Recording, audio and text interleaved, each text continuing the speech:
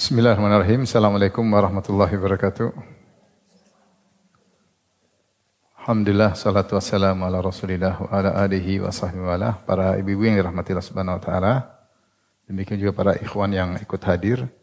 Ini adalah kajian terakhir dari Kitabun Nikah tentang pembahasan al-hadhanah, yaitu hak pengasuhan. Hak pengasuhan. Bagi ibu-ibu yang bawa buku, lihat halaman 417 ya. 417. Saya bacakan, berkata sang penulis dari kitab Matan Abi Syuja, wa idza faraqa ar-rajulu zaujatahu wa lahu minha walad, jika seorang suami atau lelaki berpisah dari istrinya atau menceraikan istrinya dan ternyata dia punya anak dari wanita tersebut, fahiya ahaqqu bihadhanatihi, maka sang wanita lebih utama untuk mengasuh anak tersebut ila sab'i sinin, sampai umur 7 tahun. Tsumma yukhayyaru baina abawahi, kalau sudah umur 7 tahun maka disuruh milih anak tersebut apakah ikut ibunya atau ikut bapaknya. Fa ayyuhuma ikhtara sulima ilaihi, maka siapa saja yang dia pilih oleh anak tersebut maka dia ikut yang dia pilih. Kalau ikut pilih ibunya ikut ibunya, kalau ikut bapaknya pilih bapaknya ikut bapaknya setelah 7 tahun. Ya. Kemudian beliau menjelaskan wa syara'itul hadhanah sab'un. Adapun syarat hak pengasuhan ada 7. 7 syarat ini harus terpenuhi. Kalau tidak terpenuhi maka tidak berhak untuk mengasuh. Yang pertama al-aqlu, harus berakal. Yang kedua al-hurriyah, harus merdeka, tidak boleh budak yang mengasuh. Yang ketiga wad-din, harus agamanya sama, agama Islam. Yang keempat al-iffah, yaitu memiliki kehormatan diri, bukan wanita yang fasik, wanita tukang maksiat. Yang keempat wal amanah, yaitu amanah, ya, tidak menyia-nyiakan amanah. Kemudian yang kelima al-iqamah, yaitu tidak bersafar keluar kota tempat anak tersebut tinggal. Yang ketujuh ya 4, 5, 6, 7 wal khulu min zauj, yaitu dia belum menikah dengan lelaki lain. Fa in ikhtalla minha syartun saqatat, kalau ternyata ada salah satu syarat yang tidak terpenuhi maka sang wanita tidak berhak untuk mengasuh anak. Baik, kita akan bahas. Ibu yang dirahmati Allah Subhanahu wa taala, tentunya pembahasan hadhanah sangat penting ya. Sini saya tulis idealnya anak diasuh oleh ayah dan ibunya. Karena sang anak membutuhkan 2 sosok. Sosok ibu dengan kelembutannya, dengan kesabarannya, dan sosok ayah yang mengajarkan ibadahnya, bawa ke masjid, keberanian dan keahlian, sehingga anak butuh dengan 2 sosok, ayah maupun ibu.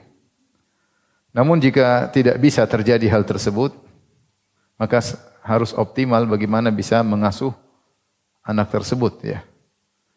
Semaksimal mungkin ya. Ibarat dia tidak bisa sempurna karena kehilangan sosok kedua orang tuanya secara bersamaan, maka tidak boleh dibiarkan, maka harus diasuh. Maka ini adalah termasuk bab taklilul mafasid, meminimalisasikan keburukan. Karena kalau anak tidak diasuh, maka dia akan banyak hal, agamanya rusak, kemudian mungkin memiliki penyimpangan-penyimpangan pemikiran atau akhlak yang menyimpang atau hal-hal yang buruk. Jadi anak buangan atau anak jalanan, dan ini tentu Islam tidak ingin seperti itu.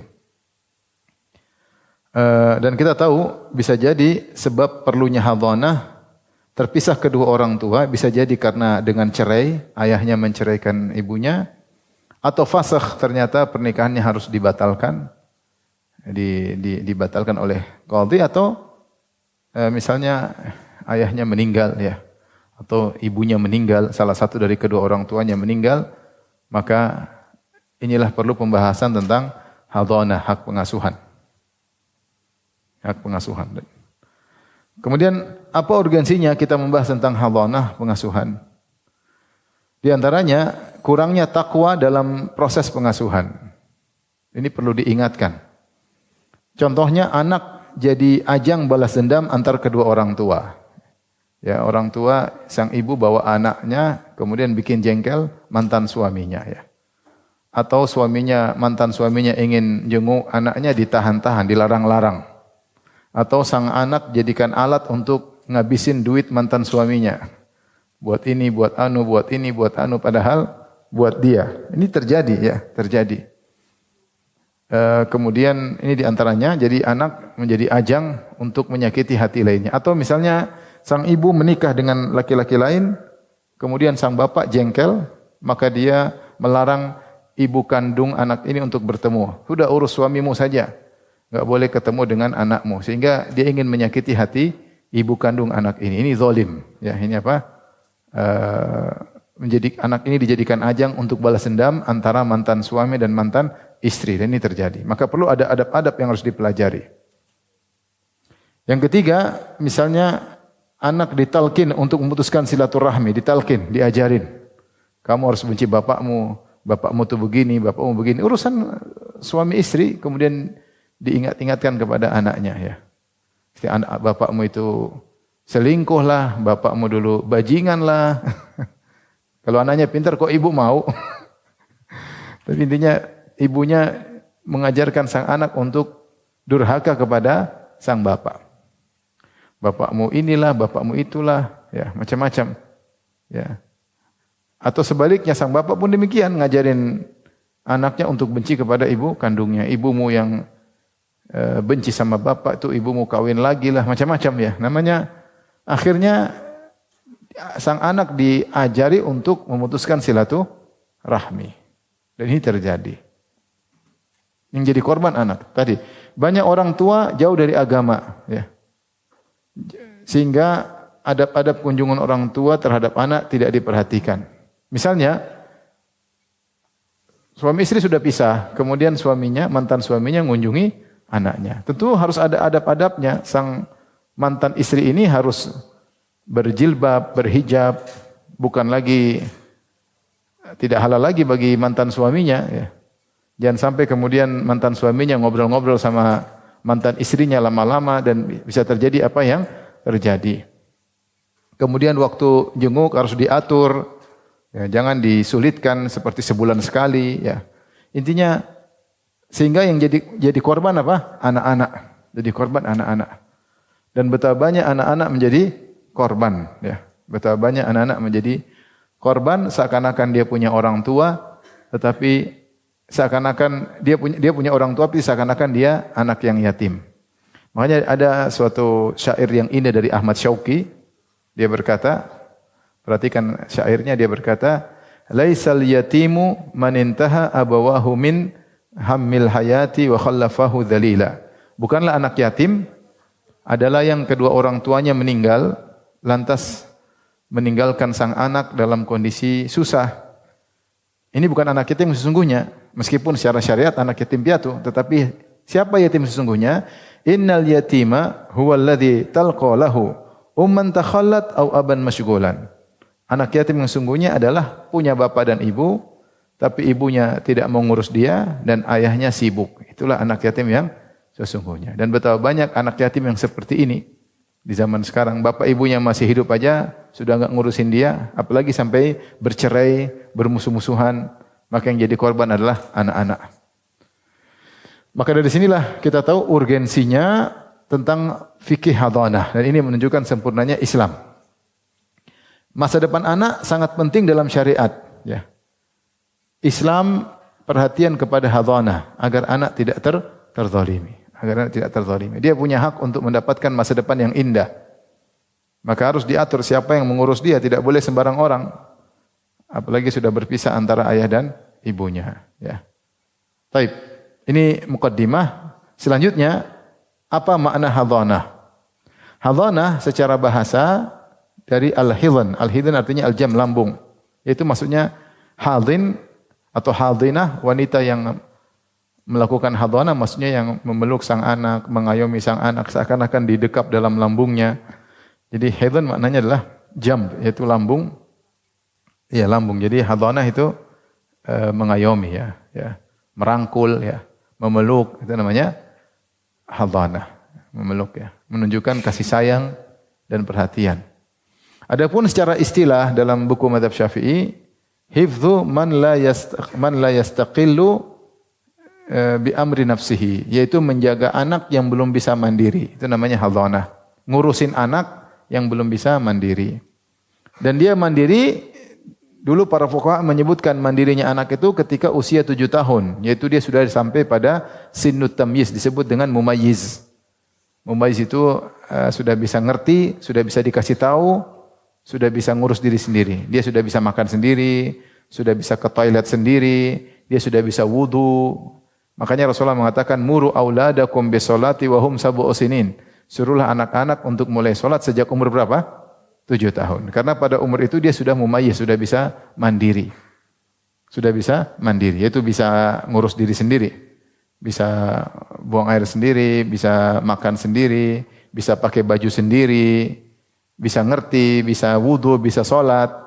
Nah, ketika sudah sampai usia 7 tahun, maka pengasuhan selesai. Jadi pengasuhan itu cuma sampai usia berapa?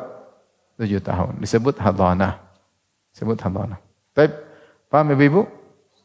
Paham ya? Jadi intinya pembahasan hadhanah ini untuk kepentingan sang anak. Kita hidup di zaman banyak orang tua yang tidak bertakwa kepada Allah. Anak jadi korban untuk membalas dendam kepada mantannya. Ya. Anak jadi korban untuk bisa merebut harta mantannya. Ya. Dan itu banyak terjadi. Akhirnya anak jadi korban untuk membenci mantannya ya. Sehingga diajarin untuk memutuskan silaturahmi. Kasihan ada seperti itu, dipisahkan anaknya, dibawa lari, pergi sehingga tidak bisa bertemu dengan ayahnya atau tidak bisa bertemu dengan ibunya. Maka kezaliman terjadi, yang jadi korban adalah anak-anak. Maka dari situ syariat Islam perhatian terhadap masalah hadhanah, yaitu hak pengasuhan. Tapi kita lanjutkan. Waktu pengasuhan kita bisa bagi dua, yaitu 0 sampai 7 tahun disebut hadhanah. 0 sampai 7 tahun disebut hadhanah. Setelah 7 tahun lebih disebut kafalah. Sama, nama dua-duanya pengasuhan. Tapi kalau hadhanah itu 7 tahun ke bawah, kalau 7 tahun ke atas namanya apa? Kafalah, ya. Kafalah ya. Sampai dia dewasa, sampai dia bisa mandiri ya. Dan biasanya berlanjut sampai dia dewasa. Biasanya kalau laki-laki sampai dewasa, kalau perempuan sampai menikah, Ini adalah hak kafalah. Taib. Jika setelah 7 tahun, perhatikan, sang anak boleh memilih untuk diasuh oleh siapa, ayah atau ibunya. Tapi kalau sebelum 7 tahun, maka yang berhak mengasuh adalah siapa? Adalah ibu. Ibu yang lebih berhak daripada bapak. Kenapa? Banyak tinjauan. Pertama, ibu lebih sayang pada anak. Jelas lebih sayang. Ini dulu janinnya, lahir keluar dari perutnya, dia yang menyusuinya. Ya. Kemudian ibu lebih sabar ngurusin anak. Bapak mungkin sabar, tapi belum tentu bisa continue. Ya. Tapi ibu bisa sabar, bisa continue, bisa wanita bisa sabar ngurusin anak-anak. Nggak tahu kalau ibu zaman now ya. Ini kita bicara ibu secara umum. Secara umum namanya ibu wanita lebih sabar ngurusin anaknya. Yang ketiga lebih lembut, sifat kewanitaan, sifat keibuan. Ada yang suami lebih lembut daripada istrinya, ada. Tapi secara umum sang ibu lebih lembut kepada anaknya. Makanya saya dengar ada istilah baby blues itu apa itu? Itu yang apa itu? Maksudnya lukai anaknya atau apain? Stres akhirnya dia mukul anaknya. Itu dulu saya nggak pernah dengar, sekarang baru tahu. Baby blues ini apa-apaan ini baby blues nih. Nggak terbayang ada wanita terkena baby blues, tapi ternyata ada. Ya mungkin salah makan, mungkin makan gorengan melulu, wallahu alam. Harusnya wanita harusnya kuat, sabar ngurusin apa? Anak-anak. Harusnya kuat. Ini hukum asal wanita kuat. Adapun dalilnya bahwasanya wanita lebih utama berdasarkan hadis Nabi sallallahu alaihi wasallam. Lihat di situ ada di buku ya, hadis riwayat Abu Daud dan yang lainnya dari Amr bin Shu'aib an abihi an jaddihi radhiyallahu anhu. Anna Rasulullah sallam ja'atuhum ra'atun. Ada seorang wanita datang kepada Nabi. Faqalat, dia berkata, "Ya Rasulullah, inna ibni hadza kana batri lahu wi'an." Putraku ini Perutku lah yang menjadi tempat naungannya. Ya dulu dalam perutku. Wa thadyi lahu siqaan, dan dadaku adalah sumber air minumnya. Ya, tempat susunya. Wa hijri lahu hiwaan, dan pangkuanku adalah tempat bernaungnya, tempat tidurnya. Wa inna abahu talaqani, bapak anak ini ceraikan saya. Wa arada an yanzi'ahu minni, kemudian ingin ambil anakku dariku. Maka Rasulullah SAW, jadi ibu ini ngeluh. Dia dulu janin dalam perutku, saya yang menyusuinya, saya yang menggendongnya. Tiba-tiba bapak yang menceraikan aku dan ingin ambil dia. Maka Nabi berkata, anti ahaqqu bihi malam tankihi. Engkau lebih berhak untuk ngurusin anakmu selama kau tidak menikah. Kenapa? Kalau dia sudah menikah, dia sibuk ngurus suami yang baru.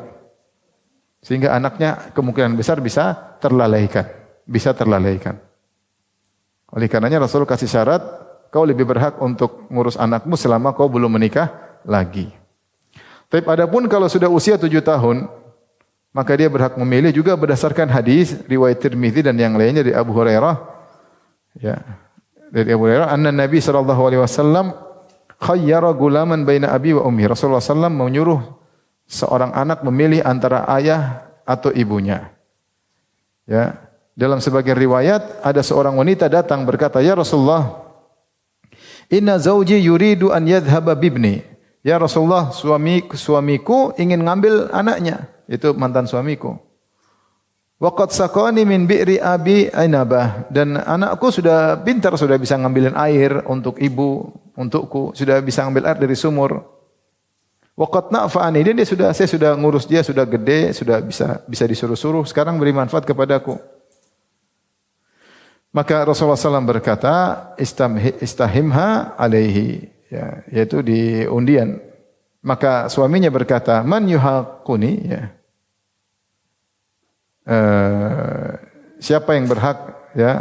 Siapa yang Rasulullah suruh undian, ayo kasih undian, kata dia, siapa yang mau melawanku dalam hakku terhadap anakku? Ini anakku. Fi waladi. Maka Nabi berkata kepada sang anak, hadza abuka wa hadhi ummuk.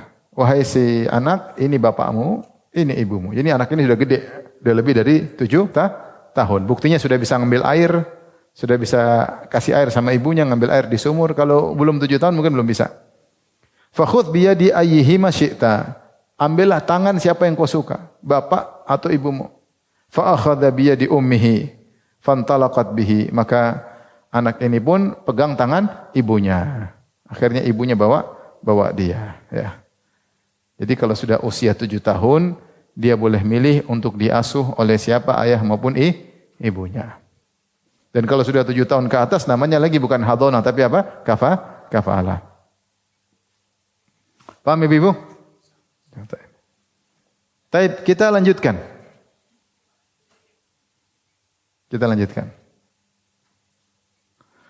Ini masalah fikih sekarang. Jika ibu tidak bisa mengasuh, kok tidak mengasuh? Mungkin meninggal ibunya. Pertama mungkin meninggal. Atau tidak memenuhi persyaratan, nanti akan disebutkan syaratnya 7 atau 8. Atau tidak mau mengasuh, dia enggak mau ngasuh, enggak mau dia. Malas. Ada ibu zaman now mungkin enggak mau ngasuh, malas. Sana, malas. Dia jengkel sama mantan suaminya, saya enggak mau ngasuh anakmu, enggak mau. Atau dia bilang, saya ngasuh tapi kasih duit sebulan 10 juta misalnya. Ya. Endasmu bilang. Ngasuh. Duit banyak. Waktu masih nikah aja tidak segitu, apalagi sudah cerai, ya.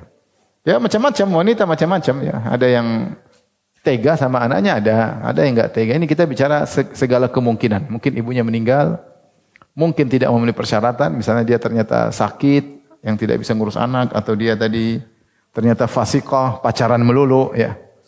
Zina sama laki-laki, ini juga tidak boleh. Atau ternyata dia tidak mau mengasuh.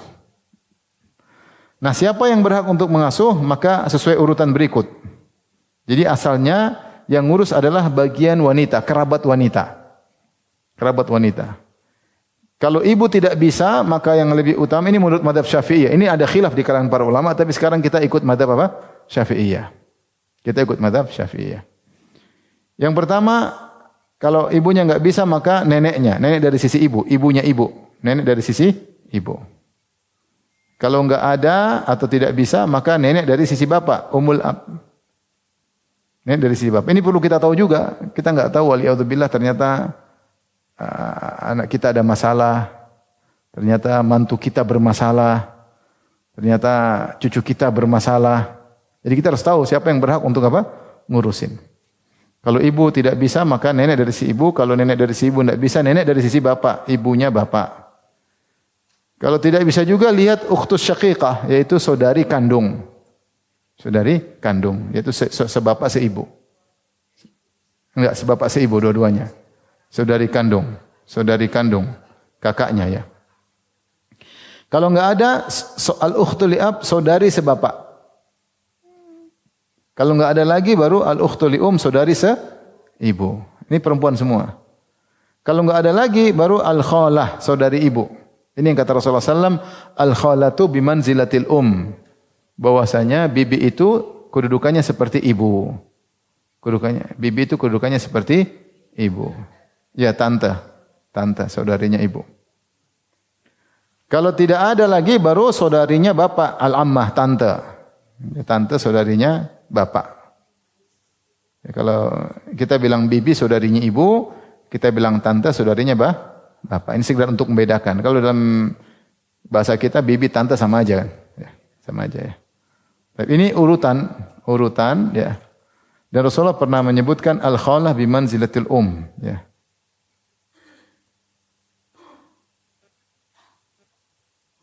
Al-khalah ketika ada putrinya Hamzah meninggal dunia, kemudian putrinya Hamzah diperebutkan untuk diasuh.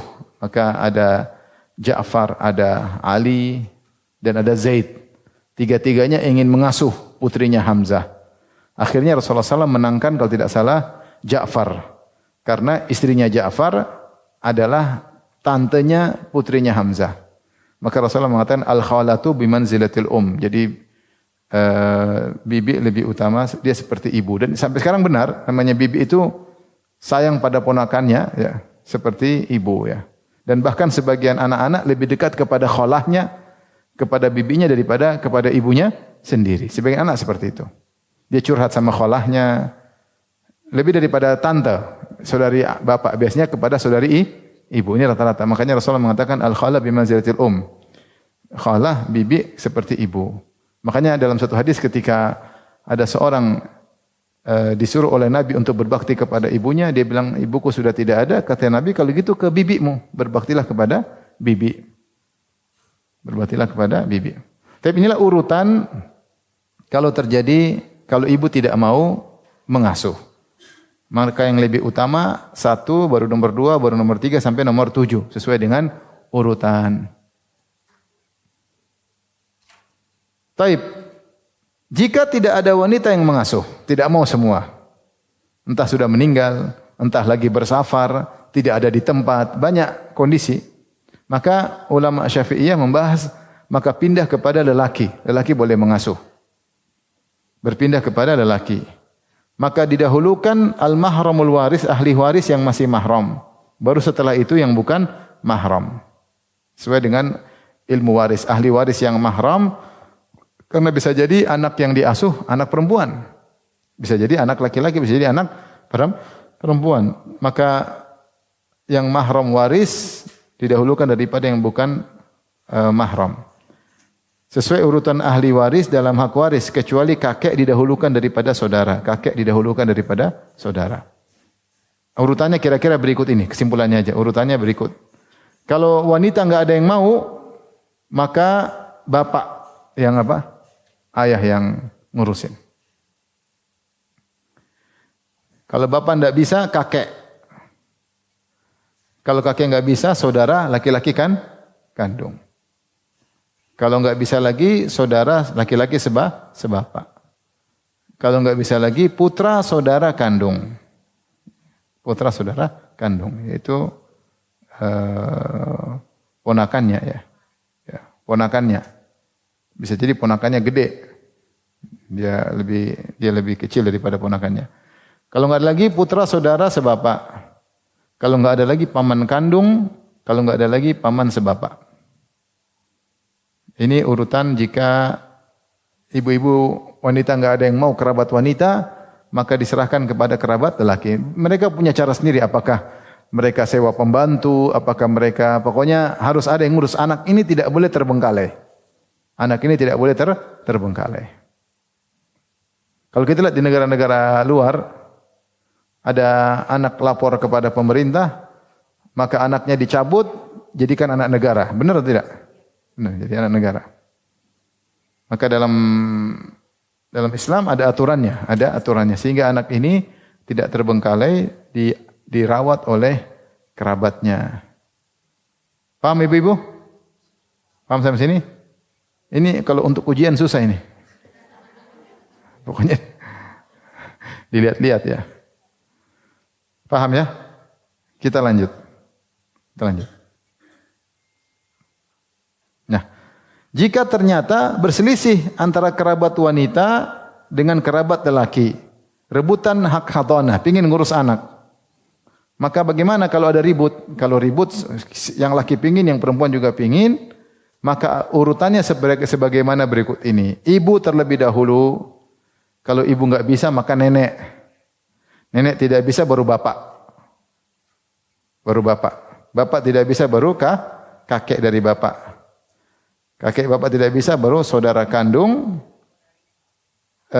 Saudari kandung, baru saudara kandung. Saudari kandung, saudara. Ini urutannya. Kalau kerabat laki ribut sama kerabat wanita. Ya rebutan. Ya, kalau tidak ada rebutan, perempuan didahulukan. Paham? Kalau perempuan semua tidak mau, baru laki-laki diurutkan. Kalau ribut dua-duanya, pingin rebut-rebutan ngurus, maka urutannya tadi. Ibu dulu, baru nenek. Ibu baru nenek, baru bapak, baru kakek, baru saudari kandung, baru saudara kandung.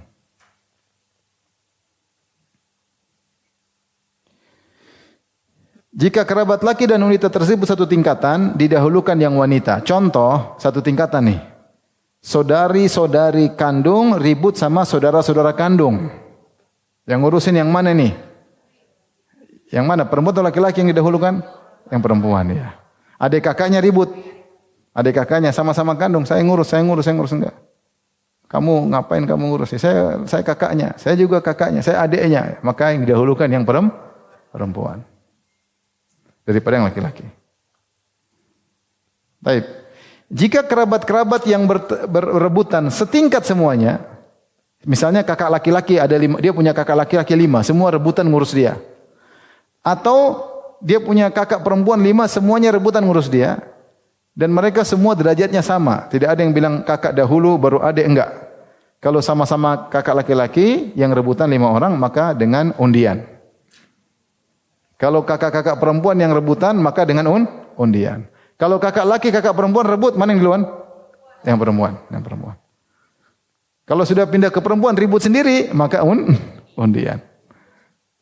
Tapi ini semua, ibu-ibu yang dirahmati Allah Subhanahu, ini bicara tentang fikih secara urutan. Tetapi kata Ibnu Taimiyah rahimahullah dan juga Ibnu Qayyim dan secara umum para ulama mengatakan yang paling penting adalah maslahat sang anak. Bisa jadi urutannya berubah karena ditinjau dari syarat-syarat yang lain. Maka setelah ini kita akan bahas tentang syarat-syarat orang yang boleh mengayomi, mengasuh. Siapa orang yang boleh mengasuh? Ini tadi secara urutan. Nah, secara urutan dilihat apakah orang yang kemudian mengasuh ini memenuhi persyaratan, ini yang ditinjau kembali. Sampai sini paham? Nanti lihat pas ujian ya.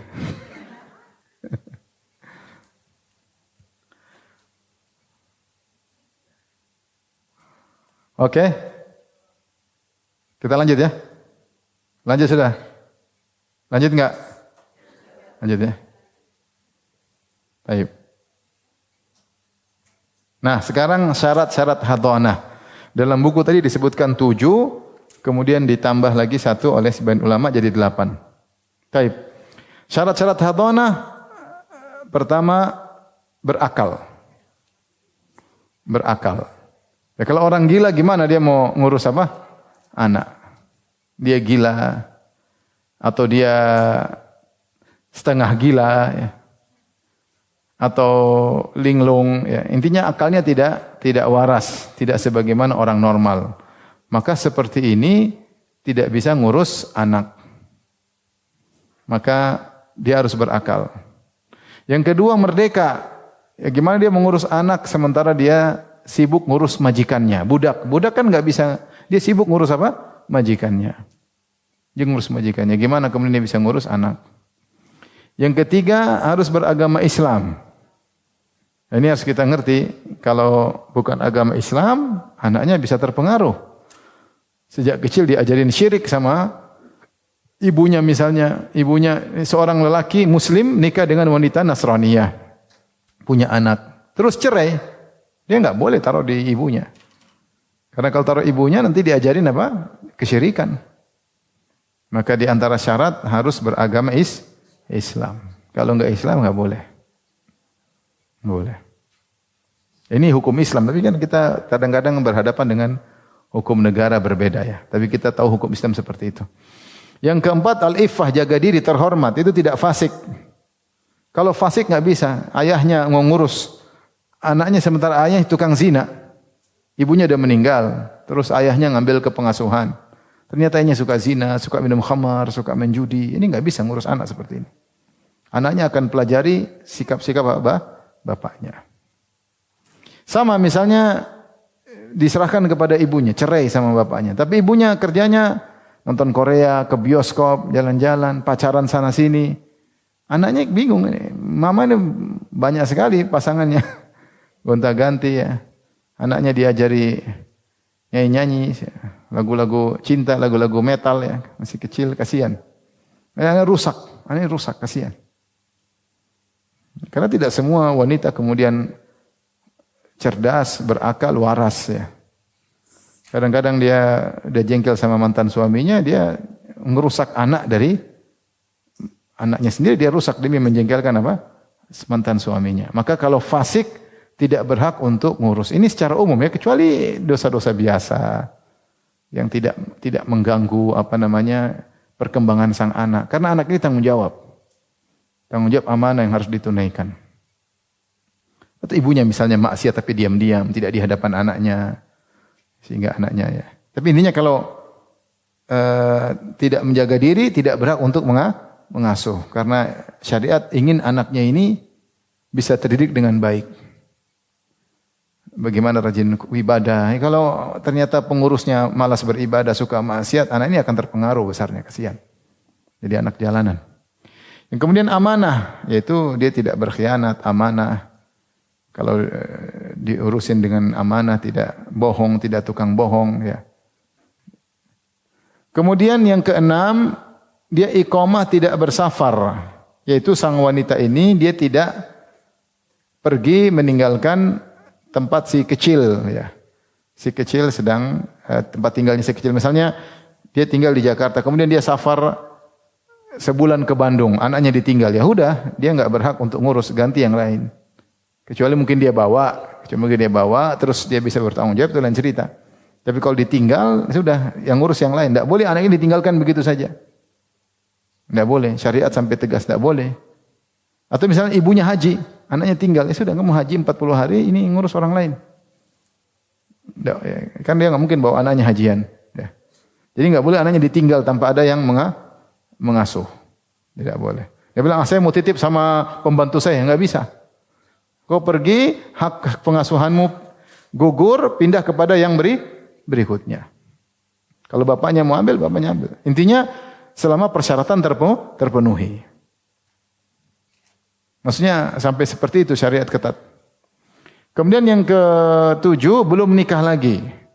Karena kalau ibunya nikah lagi, dia sibuk ngurusin suami baru. Tadi Rasulullah mengatakan, anti ahaqqu bihi malam tangkihi. Kau lebih berhak ngurusin anakmu selama kau tidak menikah. Kalau kau sudah menikah, maka bapak boleh ambil bapaknya. Karena sang wanita akan sibuk ngurusin apa? Ngurusin suaminya. Ya. Kecuali bapaknya ridho. Kata bapaknya, udahlah enggak apa-apa. Nikah lagi ngurusin anak kita ya. Bapaknya juga malas ngurusin. Emang ngurus anak gampang aja. Udah kamu bawa aja. Ya enggak apa-apa.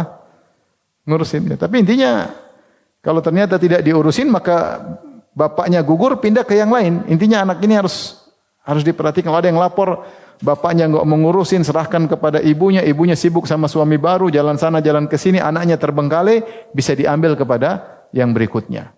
Sesuai dengan urutan tadi. Neneknya kah? Nenek dari ibunya, nenek dari bapaknya.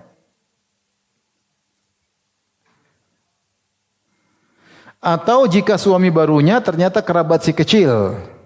Ini perempuan ini nikah lagi sama suami barunya masih kerabat si kecil. Mungkin menikah dengan adik bapaknya.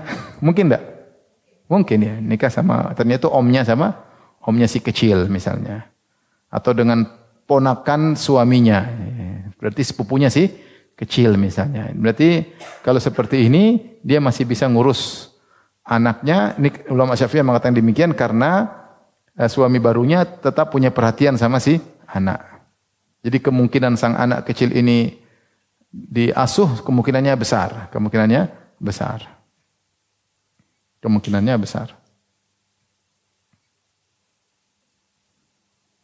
Kemudian tambah syarat ke-8 yang ditambah ulama zaman sekarang, tidak berpenyakit atau tidak terdapat dalam buku yang kita bahas, yaitu tidak berpenyakit yang mengganggu pengasuhan. Kalau wanita tersebut penyakit, misalnya buta, enggak bisa melihat, atau tuli tidak bisa mendengar, gimana mau ngajar anaknya? Harus ada yang ngurus ya. Ada yang ngurus. Saya kemarin diceritain ada suami istri buta menikah, anaknya bisa melihat. Subhanallah. Anaknya bisa melihat. Ada kejadian suami istri buta menikah, anaknya bisa melihat. Ada kejadian suami istri menikah, dua-duanya bisu, anaknya bisa bicara. Luar biasa.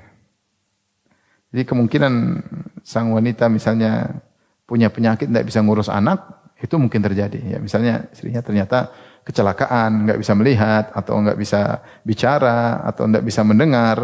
Sehingga dia enggak bisa mendidik anaknya. Anaknya ini butuh diajarin ya, serahkan kepada yang lainnya. La yukallifullahu nafsan illa wus'aha. Allah tidak memberi luar kemampuan. Ini anakku. Iya anakmu, tapi kok enggak bisa ngurus? Kasihan si anak. Kita menghargai perasaanmu, tapi jangan mengorbankan si anak. Anak ini butuh dididik menjadi orang yang tangguh di kemudian hari. Maka kalau dia punya penyakit yang berbahaya atau mengganggu pengasuhan, maka sang anak diambil. Dia punya penyakit menular yang berbahaya, yang bisa menular kepada anaknya, maka tidak boleh dia ngasuh. Intinya ini semua demi kemaslahatan sang anak. Secara umum, ibu yang dirahmati Allah Subhanahu wa taala, yang lebih berhak adalah wanita secara umum. Makanya Allah sebutkan dalam surat An-Nisa ketika Allah menyebutkan tentang wanita-wanita yang haram, yang mahram untuk dinikahi, kata Allah Subhanahu wa taala, "Wa rabaibukumul lati fi hujurikum min nisaikum allati dakhaltum bihin."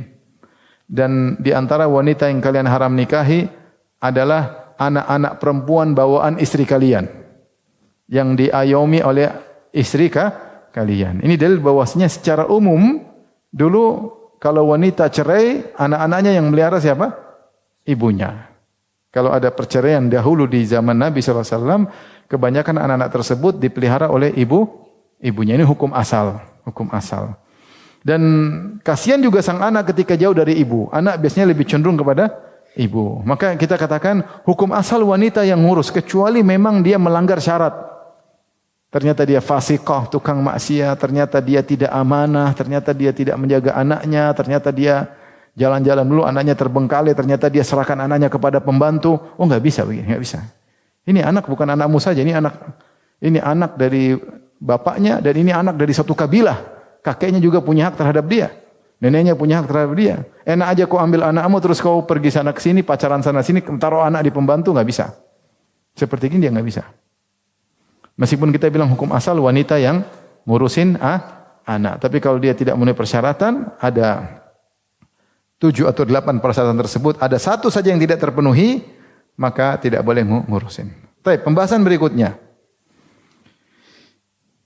Diketahui ada syarat yang tidak terpenuhi dengan cara. Ini dia sudah ngurusin, ternyata ada syarat tidak terpenuhi. Si pengasuh mengaku Dia datang kepada qadhi, dia bilang, saya ada penyakit. Saya enggak bisa ngurus apa anak saya. Maka diambil anak tersebut, diserahkan kepada pengasuh yang lain. Atau ada yang nuntut, bapaknya datang, ini mantan istri saya enggak bisa ngurus anak saya. Dia suka jalan-jalan, dia suka maksiat, dia suka ini. Ada buktinya, ada ini. Sudah, hakim mengambil anak tersebut, pindahin ke bapaknya. Karena ibunya tidak layak untuk ngurus apa? Anaknya. Atau sang hakim meneliti, dia dapati oh ternyata ini wanita enggak bisa ngurus anak.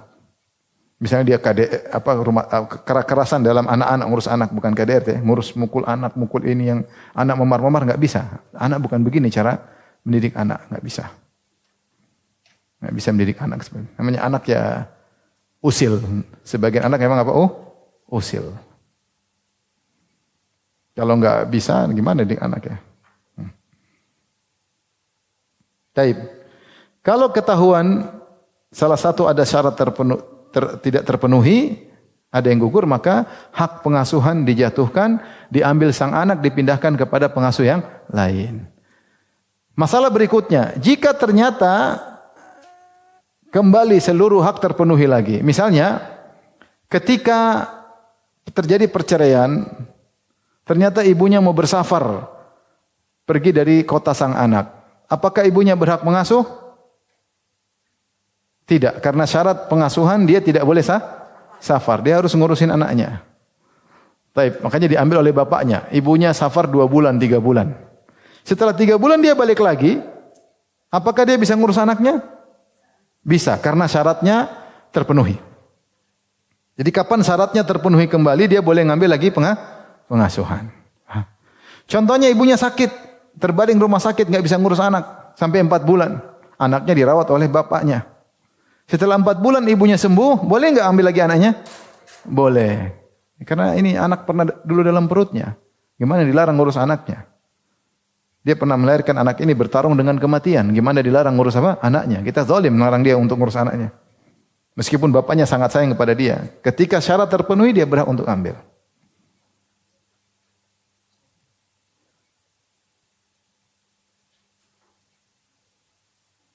Yang jadi pertanyaan, jika ibunya nikah lagi, terus gugur enggak hak pengasuhan? Gugur. Artinya bapaknya boleh ambil. Kecuali bapaknya tadi malas, kamu ngurus aja lah, nikah lagi biarin aja. Saya juga susah ngurus anakmu bandel banget. Padahal anak berdua. Ini bapaknya mau ambil. Ketika mantan istri nikah lagi, bapaknya boleh ambil enggak? Boleh. Bapaknya ambil. Setelah itu baru nikah sebulan, cerai itu perempuan. Nah, boleh ambil lagi enggak? Khilaf ulama. Boleh ambil lagi enggak anak ini? Nanti ambil lagi, kawin lagi. Boleh enggak ambil lagi? Ada khilaf kalangan para ulama. Tapi yang benar boleh. Yang lebih baik adalah setelah masa iddah selesai. Karena kalau masa iddah belum selesai, bisa jadi kembali lagi sama suaminya. Tapi sebagian ulama Syafi'i mengatakan boleh meskipun masa iddah, yang penting sudah cerai terpisah dari suaminya. Yang benar lebih hati-hati kalau selama masih talak raj'i bukan talak bain, maka nunggu masa iddah selesai sudah benar-benar bain baru dikembalikan hak pengasuhan. Jika tidak maka ayahnya boleh mengambil tetap mengurus anak tersebut ya. Intinya ini semua peraturan-peraturan yang kita baca tadi, urutan-urutan syarat-syarat, ini semua demi kemaslahatan sang anak. Maka sama-sama bertakwa kepada Allah, mana yang terbaik bagi sang anak. Kalau anaknya lebih baik bersama misalnya neneknya, ya sudah sama neneknya. Sama neneknya. Kalau anaknya lebih baik bersama bapaknya, sama bapaknya. Meskipun mantan suami istri, hendaknya mikir kemaslahatan sang anak. Dan jangan jadikan anak sebagai bahan untuk balas dendam. Dan jangan jadikan sang anak sebagai bahan untuk memutuskan silaturahmi. Ya. Tidak boleh, karena kita akan dihisab oleh Allah pada hari kiamat kelak. Ya. Demikian ibu dirahmati Allah Subhanahu Wa Taala. Ini pertemuan terakhir dari Kitabun Nikah. Alhamdulillah kita sudah selesai. Ya. Wallahu alam, nanti apa mau kita bahas lagi atau libur dulu ya nanti bisa dibicarakan ya. Wallahu taala alam bisawab.